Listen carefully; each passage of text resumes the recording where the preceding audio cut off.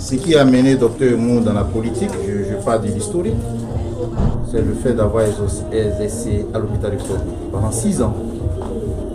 Lors de son intervention, de son passage à l'hôpital du Port, il a compris que ses parents avaient réellement besoin d'une prise en charge de question de santé. Et c'est depuis lors, en tant que médecin, il ne faisait que payer les ordonnances tous les jours. Après, il a trouvé un ami, un groupe d'amis. Ils ont mis une ONG en place pour la prise en charge des parents, payer les ordonnances, puisque lui, il était médecin.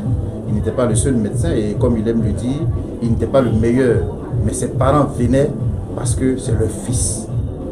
Et à midi où les autres descendaient, lui, il ne descendait jamais. Parce que ses parents viennent, ils savent que quand Dr Mou va leur prescrire quelque chose, il va aller à la pharmacie pour prendre des médicaments pour eux. Donc quand c'est comme ça, il se retrouve souvent à 18 h sans prendre même le déjeuner. Et il a milité au temps où Mme Aka était mère pour négocier des prises en charge. Mais pour lui, ça s'est avéré insignifiant parce que tellement le besoin était important. Et il dit, pourquoi ne pas me lancer dans la politique? Et lui, en se lançant dans la politique, il a choisi la politique de développement. Il n'a jamais voulu faire la politique politicienne. Comme j'aime bien le dire, s'il faisait cette politique, il y a longtemps, il est ministre.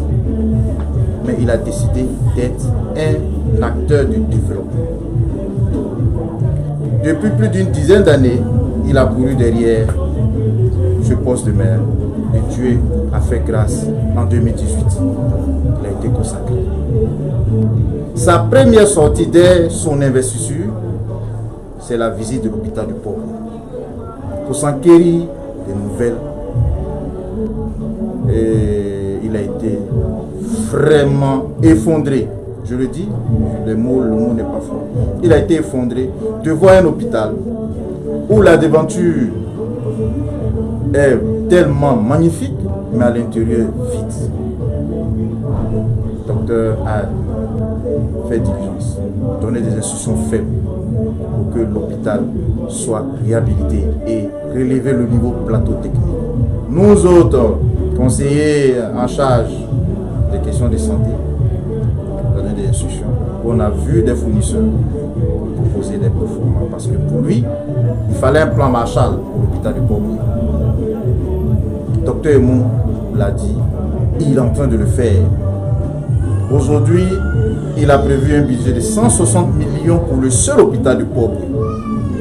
Il a obtenu récemment l'autorisation du ministère de la Santé, puisque c'est la procédure. Donc quand un acteur, un premier responsable d'une commune pose cet acte, qu'est-ce qu'on peut attendre? Aujourd'hui, les consultations foraines, c'est une suite logique. Parce que pour lui, la santé de ses parents est une priorité. Que tu sois bébé, que tu sois du 3e âge, Dr Mou veut faire une prise en charge globale de ces populations.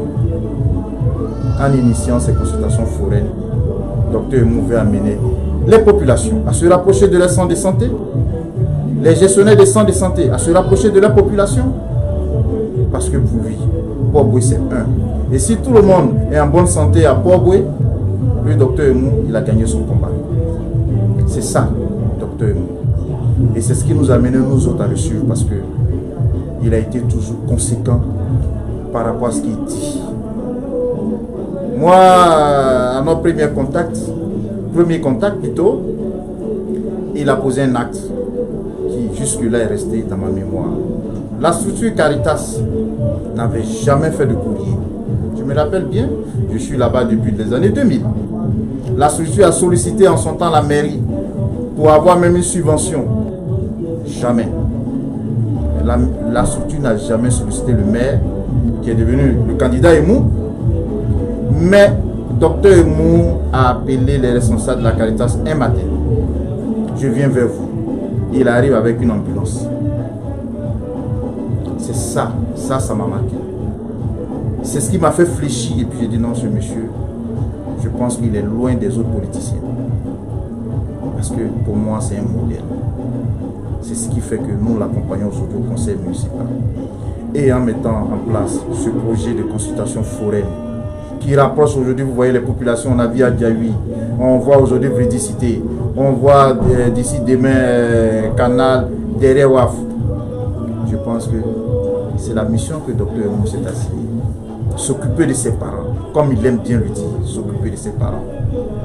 Sinon, pour prévoir, pour soigner ses parents, on peut faire un certain nombre de choses.